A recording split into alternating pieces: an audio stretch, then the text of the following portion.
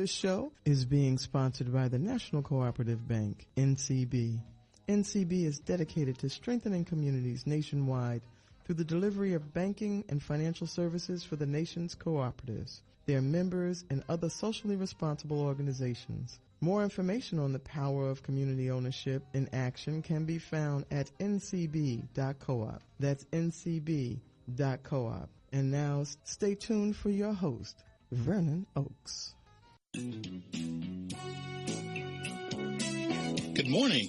This is Vernon Oakes. Welcome to Everything Cooperative. We are glad that you are tuned in this morning. You know, we're here to talk about the benefits of cooperatives. Cooperatives are any kind of a business, any business that you can think of could be a cooperative. The difference between the cooperative and the capitalistic model is in the cooperative model, you have that the people that work in the business, the employees of the business could own the business, and in that case it's called a worker co-op. Or the consumer, the people that use the products or the services of the business, own the business, then it's called a consumer co-op. So you also have some purchasing cooperatives. We have cooperatives that sell, they market their products together. So it's a group of people coming together and they work together cooperatively. That is what a cooperative is all about. And the National Cooperative Bank is sponsoring this program to try to get the benefits out about cooperatives. The National Cooperative Bank's mission is to help cooperatives grow by supporting and being an advocate for America's cooperatives and their members. You know, this is also very important because they place special emphasis on serving the needs of communities that are economically challenged. So you get all kinds of cooperatives. We've had several of them on the program. And this morning, our guest is Tom Decker. Tom, are you on? I am. Good morning to you, sir. How are you doing this morning? I'm doing well, trying my best to stay cool. Okay. What part of the country are you in today? I'm in D.C. today. Oh, okay. I just returned from Philadelphia, but back in the district. So, Tom, how did you get involved in co-ops? Well, you know, my parents were lifelong credit union members, and so I had an introduction to co-ops in that manner. And then when I went to college, I got involved in the local food co-op, and was a worker owner. And at that point, you know, the workers in the food co-op put in their sweat equity, and that's what gave them their membership. Okay. So your parents worked in credit unions? No, they were just members. That was their primary financial service was a credit union. So I always heard about credit unions growing up, and then I did the food co-op work, and then later I got involved with credit unions through the Credit Union National Association, and then also did a stint with the National Credit Union Foundation. So in college, you were a member of a food co-op. What did you major in? I was in sociology and religious studies. Okay. Sociology and religious study.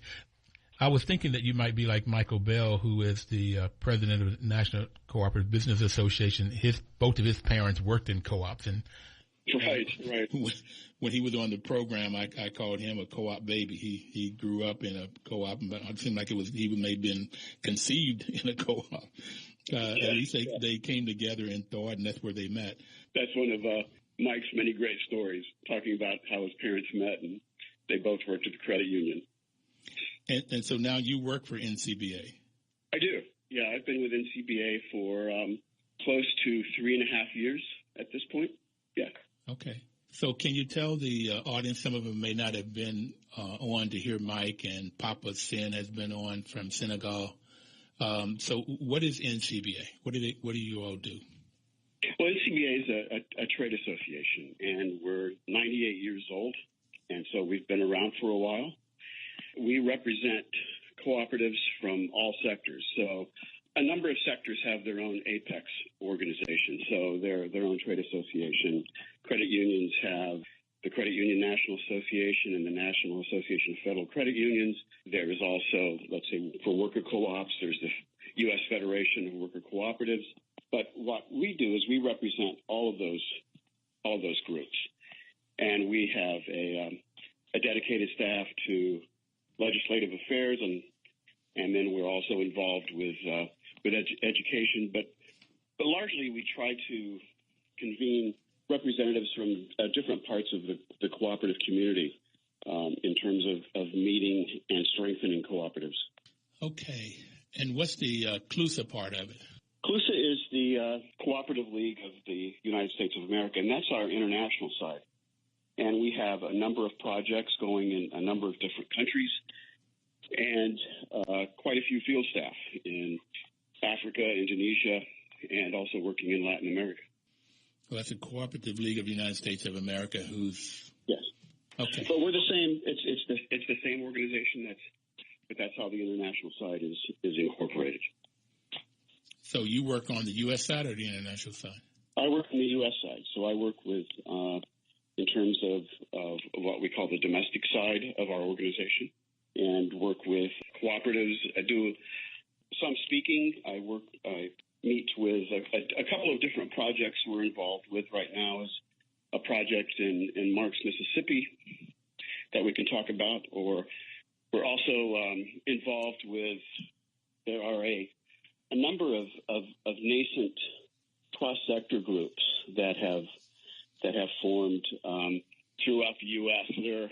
We've identified probably, just over 30 of those groups, and they tend to stem from the 2012 International Year of Cooperatives and also the rise in the emergence of worker cooperatives, and then also the continued success of food cooperatives, and then also a great deal of involvement from housing cooperatives with these groups. So what you use an adjective which I didn't get when you said something cross-section groups. Cross-sector. So that means that the people that are part of these volunteer organizations represent cooperatives from the worker side of that sector, housing, credit unions, consumer, and so there's a broad representation of cooperatives, and each of those we refer to as sectors. Okay, and are these territorial then? If there are 30 groups, are they in certain states or which? Well, that's a great question. There are some where there are maybe 2 or 3 groups in a particular state. Others are, let's say, there's a group in Austin, Texas, and that's the only group thus far in Texas, and they're working in the Austin region. In Massachusetts, there's a group in Western Massachusetts. There's a group in Worcester, and there's also a group in Boston. So there's kind of a mix. There's rural representation in terms of the groups representing a smaller population, but there's also urban representation as well. Philadelphia being one, New York City being another. So they come from they're pretty wide ranging in terms of representation from their geographic area as well as the type of co-op they represent. So I get the 6th principle and the cooperative principles of the modern cooperative. There are 7. The 6th one is cooperation among cooperatives. Yeah, right. And that's what these groups are doing, and it's been fascinating. I mean, they're really dedicated to raising the profile of cooperatives in the areas where they're located. But they're also very committed to deepening the cooperative economy in those areas as well. And they want to, as I mentioned, raise the awareness of cooperatives, but they want to also drive business between cooperatives. So credit unions partnering with food co-ops would be a way of looking at it, or perhaps credit unions partnering with rural electric co-ops. And so the opportunities are vast. We're finding that the groups have an incredible amount of commitment and dedication to these projects and to these, as I mentioned, nascent organizations. But we're finding sort of developed around the same time. And as I mentioned, the part of that is related to the 2012 International Year of Cooperatives. But there could be more than what we've identified so far, but we're working closely with a number of them and believe that they really will be critical in the next phase, 5 to 10 years of cooperative growth. So just for our listeners out there, the United Nations declared 2012 as the year of the cooperative. And I had the opportunity of going to the United Nations. My first visit in 2011 is about October 2011, when this kickoff of the year of the cooperative. There's about 150, it's much more than that. I don't know how many people in the room, but from all over the world. And it was amazing to listen to what was going on in China and Russia, Latin America, Africa, just every part of the world, listening to what was going on in co-ops. And it became clear to me that there was more going on in other parts of the world than in the U.S., which is, and Chuck Snyder from the National Cooperative Bank was there. And it was sort of like, we've got to tell more and more people about this in the United States, because the cooperative economy really works for all the people. It's for the people, by the people. And so this one fits our culture, our need, our whole reason for being in the United States and our politics. So I didn't know about these groups, and so I'd like to get more information about them. Are you working with them, Tom? Is that why you brought them up? Yes, yeah. I have the privilege of working with these groups, and it's you always, at least I find, and I think others find that work with them as well, a great deal of energy, and you get revitalized. They are really doing a terrific job out there. What are they doing in terms of advocating for co-ops, advocacy in terms of government and getting laws that are favorable to cooperatives? Well, some are doing a great deal of work. Others are, it depends, Vernon, on what the gaps are that need to be addressed by these groups in their region or in their city. There are some. Let's say for instance, there's a group in Madison that's been meeting and organizing, but their focus is more on education and marketing, because there's an organization in Wisconsin called the Cooperative Network that does a fantastic job of working on advocacy and legislative affairs in that state. So that's something that particular group in Madison doesn't need to address. Mm-hmm. That niche is already filled, so they're focusing on other things. But there are some groups that want to fill that gap and are addressing that. But as I mentioned, this could be in terms of the real work that needs to be done. That's something that's still coming, as these groups, while they've been around for a couple of years, 3 years, they're still very, I would say, young in the early stages of their development. So they're busy getting organized, forming an actual structure, and so forth. Okay, Tom, we're going to take a little break, and our guest today is Tom Decker from NCBA, National Cooperative Business Association, and we're talking about groups around the U.S. You can call in with questions or comments at 1-800-450-7876. We'll be right back. News updates on the web at WOLDCnews.com.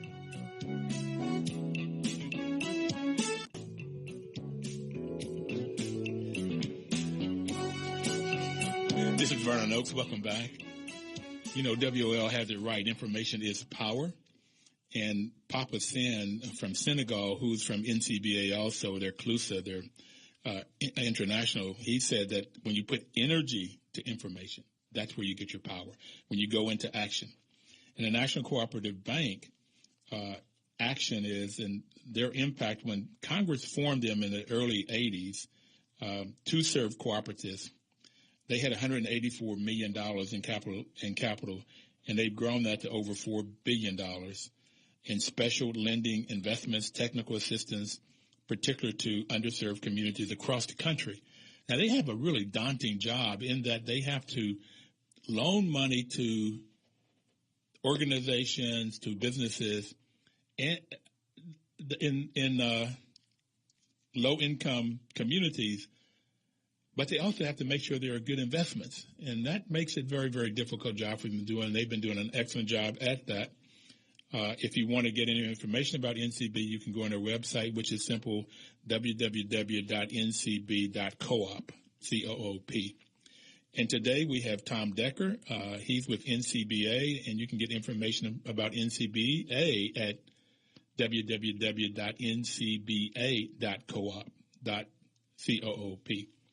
And so we're talking about the different organizations that came together after 2012 International Year of the Cooperative. There are about 30 of them throughout the U.S. that are working on different things. And one of them he talked about in Madison, Wisconsin, is on education. And education is the fifth principle of cooperatives: education, training, and information. And that's why first thing that I noticed that I really like co-ops. And Tom, I didn't find about co-ops until about 18, 19 years ago when I started managing co-ops, housing co-ops. I'm a property manager in the Washington, D.C. metro area. And as I begun to understand co-ops, I've fell more and more in love with them and less in love with the capitalistic model, because the cooperative really goes out and helps the everyday people start a business. And as several people have said in here, that they create community, cooperatively working together, creating community. And they start the business to solve a community problem. Put in a little bit of money, work together, and then grow the money, grow the business. And through education, they learn how to grow the business. So this is what's so fascinating to me about co-ops. And if anybody out there has a question or a comment, please call in at 1-800-450-7876. So, Tom, I would like to know if there's any other things that you are learning with these 30 groups. Any takeaways that you've gotten? Well, I think some of the takeaway has been the creativity that we're seeing in terms of the work they're doing. There's going back to Austin, there's a program that with one of the credit unions and one of the rural electric cooperatives is involved in a partnership that if you're a member of both the rural electric cooperative and the credit union, you can get a better rate on an energy efficiency loan for home improvements. So the creativity aspect has been terrific, and I think the other piece. Well, I want to make sure I understand that, and my listeners do. So if you're a member of the rural electric co-op, right, and the credit union, right, then you go to the credit union and get a loan. You can get right, and you can get what they're promoting is a great rate in terms of home improvement loans for energy efficiency. So everybody wins. You would think that the rural electric wouldn't win because they don't supply. If the houses get more energy efficient, then they don't supply as much electricity. But they win also because they supply what is needed. Okay, the customer would have a better rate. They would have an energy efficient home, which means they pay less for energy and less for electricity. And then the co-op gets a loan. It's a better rate than they would normally give, and which is probably a better rate than they can get from a bank. But it's also that rate for the loan is going to be higher than what the credit union pays for its CDs and so forth. So the credit union makes money. It's a win-win-win-win. Yeah, very much so. It goes back to the sixth principle that you mentioned earlier, cooperation among cooperatives. But it's also it's not about making money. While we firmly believe that all cooperatives need to be financially stable, it's not profit driven. It's the centerpiece for cooperatives is largely values and community. Can you say that again for me, please, a little bit louder? The centerpiece for cooperatives is about values and community. And not about making money.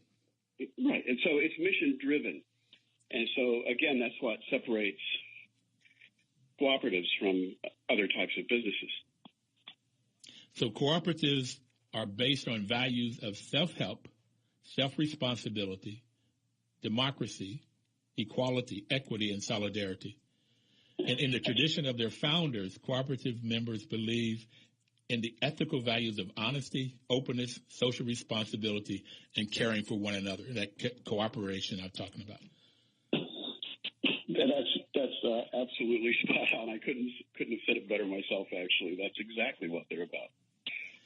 Well, I'm reading from a little book marker that the Greenbelt Cooperative Alliance gave me, and it lists the 7 co-ops in Greenbelt, Maryland, which is they have a food co-op and a credit union and 1,600 unit homes.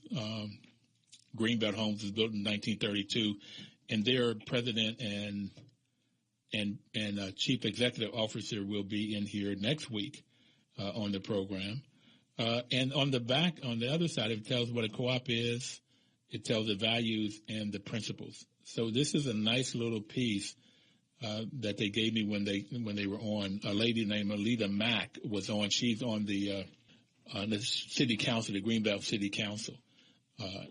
So Greenbelt is a city of co-ops. It's a very small city right up on 295, where 295 and 495 intersects on the north side. You find Greenbelt with 7 co-ops, and they have a Greenbelt Cooperative Alliance, which is looking for incubating other co-ops. They have one child care, and they're looking at doing another one. And they're starting a composting co-op. And if you go around Greenbelt Homes, you will see that in the 30s, they have a little, I want to call it like a plate outside. It's a metal bowl.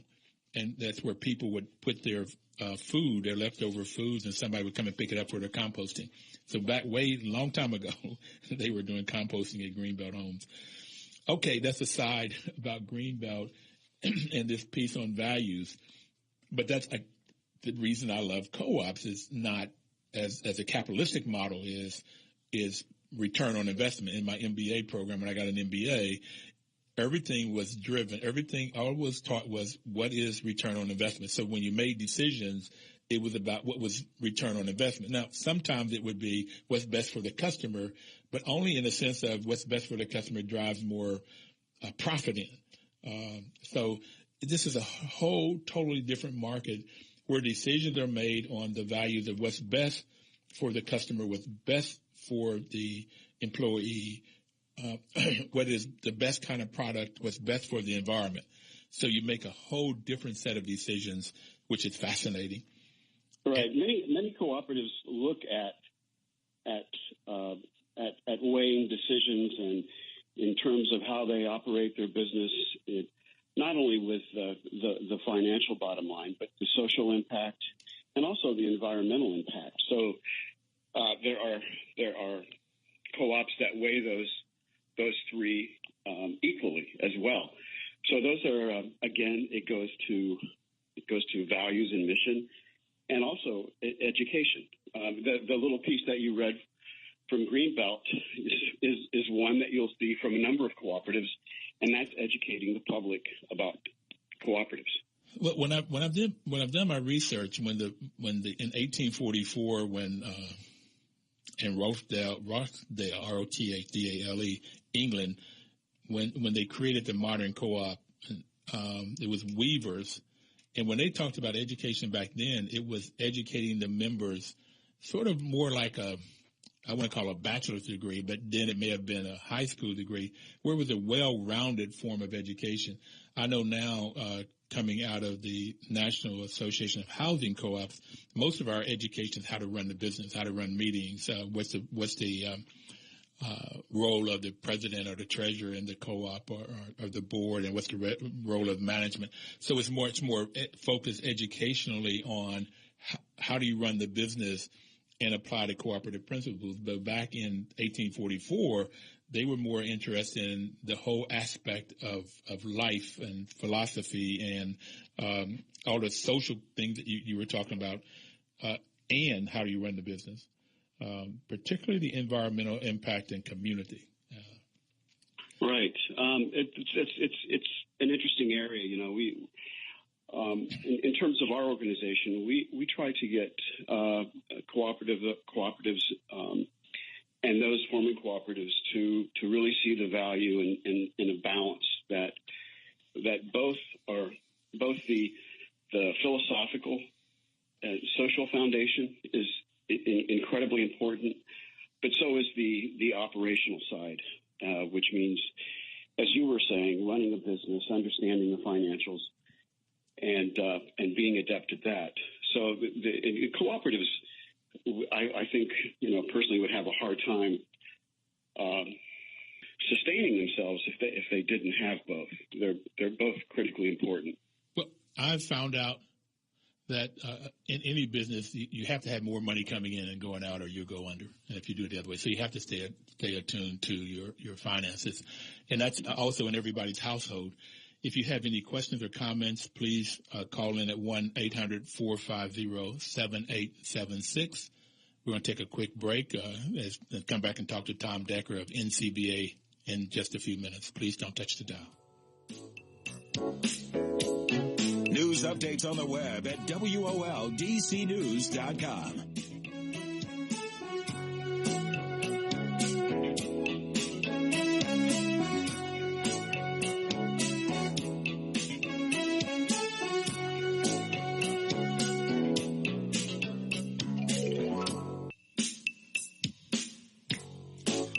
Welcome back. This is Vernon Oaks. This wonderful Thursday morning. Sun is up. If you like to get some information about what's going on with cooperatives in the D.C. area, you can go to www.coopdc.org. That's coopdc.org. And they give you information about what co-ops are. There's a directory of co-ops in D.C., resources. There's a calendar. And I'm wanting to begin to put on there everybody I'm having on the show to put on this calendar, but I haven't started doing that yet. Joanna Bachman is the main person that is managing this particular website, and she's a professor in sociology, I believe, I think in George Mason. So, Tom, since you had a major in sociology, then you might find it great talking to her. She's been on the program. I'd like to get her back on to talk about the social aspect of cooperatives. It sounds interesting, yes. Yeah, she is. I think she took a sabbatical to write this particular year, but quite interesting. So what I'd like to do is turn to talk about the project that you're working on in Marks, Mississippi. Can you tell us about that program? Yeah, that's a project we've been involved in for about a year now, maybe a little bit more. It's being the direction and leadership is coming from the CEO at Shreveport Federal Credit Union. Her name is Helen Godfrey Smith, and she is just an amazing person. And Helen has a way of being very persuasive. And so what they've been working on, and what we've been assisting with, is called the Delta Regional Market. And if you don't know much about Marks, Mississippi, Marks is of course, Mississippi is there's a great deal of poverty in Mississippi.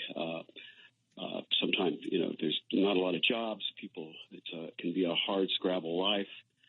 And so the mission of this market is to provide a basis for economic empowerment for the Delta community. And the market plans to attract consumers from 35 to 50 mile radius of Marks. Marks is located in the northwest corner of Mississippi, not far from Clarksdale, and of course very close to the Mississippi River. The purpose of the market is to promote locally grown and made products. It's to highlight the rich cultural history of the Delta, and to encourage visitors and local residents to patronize the nearby businesses. It's also intended as a lot of these projects are to foster a sense of community and improve the quality of life. The benefits of the market, it would be an economic boost for that area of the Delta. It would provide a venue for vendors to sell locally grown produce and fruit, and then other for the crafts. It provides access to the fresh fruits and vegetables while combating the food deserts in the Mississippi Delta, and to a pilot economic growth for other Delta communities. They plan to have a fresh. Well, these are some of the ideas, rather, maybe not plans that are in concrete, but they're looking at adding a fresh food pavilion, the Mule Train museum, a food court, maybe a kids zone, an outdoor pavilion. They hope to open yet this year, although that may be a bit of a stretch, but they're working very hard and diligently at putting that together. They have a site in Marks that's a 90,000 square foot facility, and they already have blueprints drafted as to the setup of the site, and they're working hard on that as well. They part of the economic impact of this would be, of course, job creation, business development, tourism, new products and services, and then reinvestment in the local community. They have partnerships at this point with the county of Quitman, where Marks is located, the city of Marks, the Quitman County Development Organization, Alcorn State University Extension Program, the Southern Federation of Cooperatives, the National Cooperative Business Association, and others. They're also working with the Mississippi Delta Council for Farm Workers Opportunities and the North Delta Producers Growers. They're also at this point raising capital and looking at a number of grants through the Delta Regional Authority and USDA, but also looking then at loans as well. And so they've been a very, very busy group. We met with them recently with a number of representatives from the city, the county, local farmers, and provided a day of education on cooperatives. As this will be, the market will be a cooperative itself. So some of the next steps, of course, will be the incorporation of the co-op and the opening of the market. So, in just a very brief description, that's what's happening in Marks. Well, that's brief, but you said a lot in a very brief period of time. So going backwards, it's opening up a market. What's the driver? I think. Is there a vacant building or something they're trying to put into space? Yeah, there's the building, this facility that they may now have an agreement with is through the county, through Quitman, and through the city of Marks, and it is a building that's I don't believe it's very old. It has 90,000 square feet. 90,000. 90,000. So there's plenty of room for vendors. There's room for next door to this building is a processing a small processing plant that Alcorn State Extension uses in terms with local growers for peas and greens and supplying different markets in that area. If they would choose to expand, they could go into that. There's plenty of room in the facility for the market to expand their processing operation. So we're really, as you might guess, we're firmly behind this and being supportive in every way we can. But we think there's just a fantastic opportunity there. I know that in talking with, we met not long ago with the Delta Regional Authority. They were very excited to hear about the market, as well as USDA, and so we believe there's just incredible potential with this market. Well, if there's any government entity, department that understands co-op, it would be USDA. Yes, right. They have funded housing co-ops or been about in the farming market for quite some time, where there's a lot of, not I said housing co-ops, but I meant farmer co-ops for quite some time. And they funded a study of the economic impact of co-ops in the U.S. economy. Was it Wisconsin University or did, I think? I don't remember which university, but they were the one that funded that research, which was that was the University of Wisconsin and their Center for Cooperatives.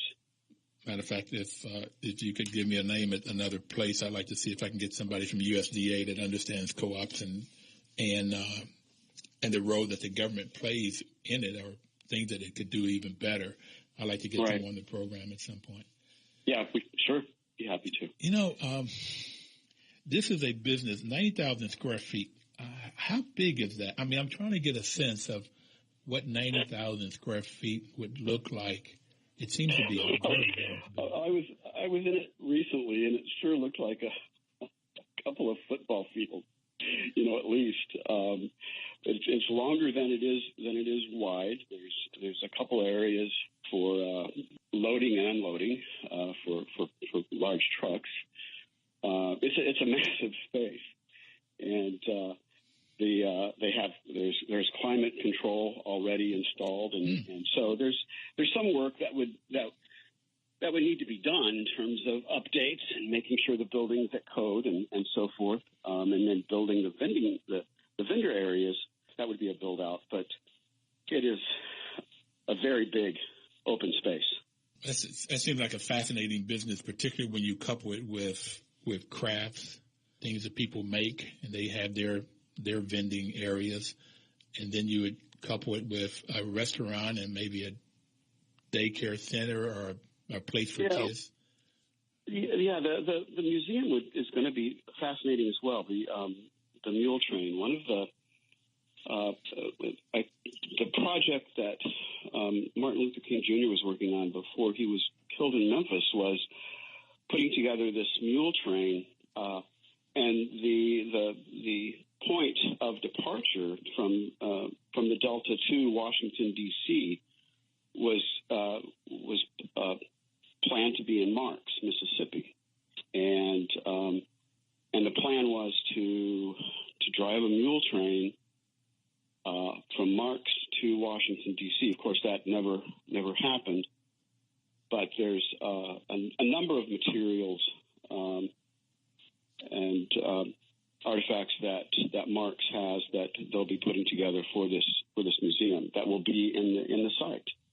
What was the purpose of the Mule Train? To highlight the civil rights movement or different problems or accomplishments? Yeah, right. It was part of the civil rights movement, part of to highlight the poverty in the Delta area.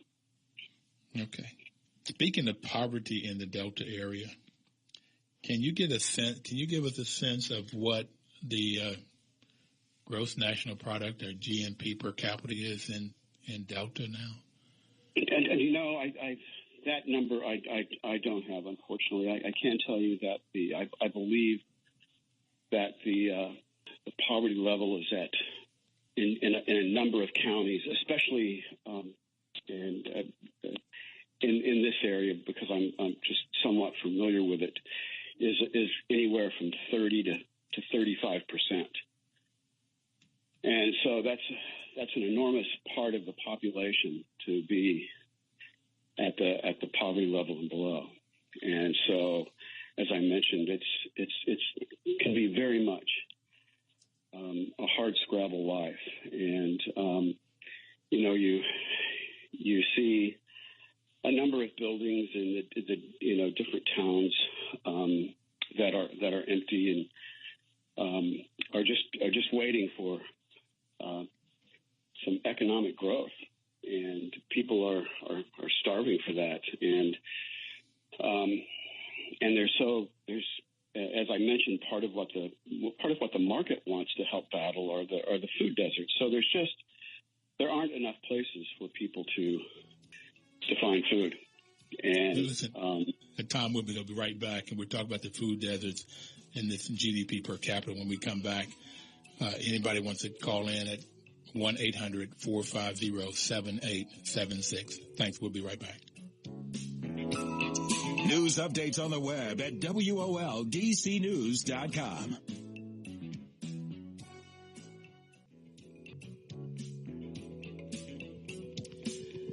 I got on the web, and the GDP per capita in 2012, gross domestic product by state, and you have Alabama up $32,600,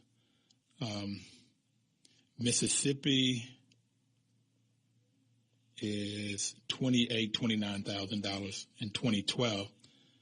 For the District of Columbia, to give you some sense, is $145,000. Yeah. So just to give people a sense of a comparison, I don't have in here the average for all U.S.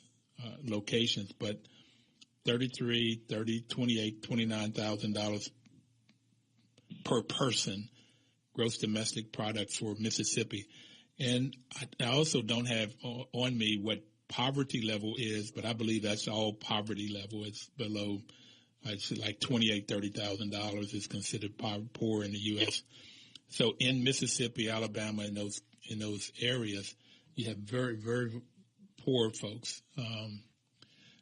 And that brings me to a question to you, Tom. When you're talking about having people to run a business, and you say this market is going to be a co-op, so it's going to be run by the members, and normally the members will elect a board of directors, and they'll decide how it will be managed, whether to hire managers where they manage them or whether they go out and get an outside management company to manage them. But what's your sense of how well people that are poor, and most people that are poor don't have a lot of education, so how do they end up running a business? Are they able to get the skill sets to run a business? Oh yeah, I absolutely so. Many times the lack of education doesn't equate to not being able to operate a business. A lot of these folks they own their own business, and so they're eking out a living as farmers. And you have to be a successful farmer, you have to understand business. But I think the other part of it that you're getting to, Vernon, is understanding the co-op, and that's something that's going to be ongoing. I think that, of course, there's going to have to be training and education provided in terms of the structure of the co-op, the governance of the co-op, and the management of the co-op. But that just provides a great opportunity to not only spread the co-op message, but to provide skill sets for people that wouldn't have those in this area. So we found that when we were in Marks in early June, that the thirst for understanding this and the desire was broad and deep. And so the folks that attended this educational session on co-ops were keenly interested in this. They had a great desire to learn more.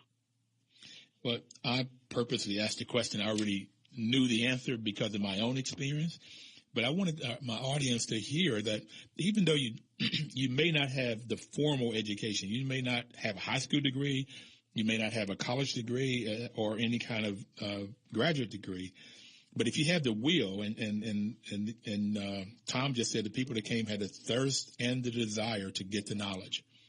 I call it just-in-time education. You get the knowledge you need to run the business. And if you go to the meetings and you learn the business, you learn the bylaws, you learn the articles of incorporation, you have to put together house rules or whatever other rules and policies. And then you learn how to run a meeting, and everybody knows what their roles are. And the critical piece of it is you need integrity. I found that if somebody has integrity and common sense, they can run a co-op. And if they go get the knowledge too, they have to get the knowledge. But if they have common sense and they get the knowledge, then it can be a very, very, very, very successful business. And I wanted people out there to hear. Some people say, "Well, I don't have this degree, and therefore I can't do it." And that's just not right. If you can, if you have the desire and you're willing to come to the classes and study and learn, then there are people that helps. And that's the other thing I found about cooperators. They have a tremendous motivation to help each other. It's fascinating when you go to cooperative associations meetings or workshops or annual meetings, and everybody come together, and you listen to how people talk to each other and care for each other. Is absolutely phenomenal and wonderful, and that's a great way for education to happen. So I thank you for your answer. Well, it's so true, that we can bring certain components in terms of the content and understanding co-ops, but we could never touch the depth of experience that these folks have in running their own farms and so forth. And so it's also a matter of peer learning. I mean, we're learning as well, and it's been a great education. And I've been so impressed by the character and the values of the folks I've met in that part of the country. It's just a very impressive thing. Well, I keep talking about Papa Sam because he was on the program, and what he said, he was on a couple times. And one of the things he said, as he goes into different countries or different projects, he said what he has learned is that the people that are setting it up, like you or other people that are helping to set this up, have to have the wisdom and the discipline to let the people in the community solve their own problems. Yeah, that's so very true. I mean, there's a lot of times where in projects such as these, people go in and think they have the answers, and they only have part of the answer. The folks that are in there living and working, they have as much of the answer as well. So it's very true what Papa says. So a 90,000 square foot building, people coming together and looking at ways of using that building to create jobs, to help the community. It's fascinating that people can come together and get that done. And so I'm just hoping that with this example, and we'll bring on other ones, that people in the Washington, D.C. metro area that's listening to this, or people that are listening to it on the internet, can look at their neighborhood and see what assets that they have and what problems that they have, and get a group together and get partnerships like this Alcorn State or the Southern Federation of Cooperatives or NCBA or the Mississippi Delta Worker. So you get people together that would like to see the problem resolved, and then they work together to form their business and get the education that's needed to get people working together cooperatively to solve community problems. Fascinating. Love it. It doesn't. That's absolutely right. And it doesn't have to be just a rural community. This applies to urban communities as well. There are plenty of food deserts in urban communities, as we know. And can you give me the definition of food desert? Well, it's an area that doesn't have access to food, such as in some urban areas, grocery stores have moved out of the area, or there might be small little mini marts or something, but that doesn't provide the range of foods that people need for a healthy diet. And that's a very basic description, but that's a food desert. Okay. I was wondering in Southeast D.C. if it might be a food desert. I manage some properties there, and I don't recall ever seeing a Safeway or a Giant or Shoppers even. I don't see it. So maybe that would be a great place for food co-op. Right.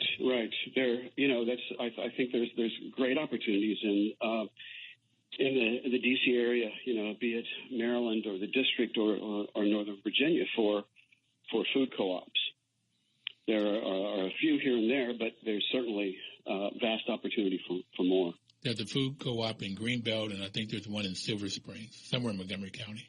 Right, and I think there's one in the Bethesda areas as well. Okay, so we got all of Virginia and all of D.C. Well, Tom, we're close to the end. I told you the hour goes by very quickly. We've got 2 or 3 more minutes to go. Do you have anything that you would just like to share? Well, I only that I hope that some of what we talked about was interesting for folks. I'm one of those true believers. I believe in the cooperative economy, and we at NCBA try to do our best to support that. And if people want to learn more about our organization, they can go to our website at ncba.coop. How do you like your work? I love my work. I won't even hesitate. I love the work I'm doing, be it with this area in Marks or with these small associations throughout the country.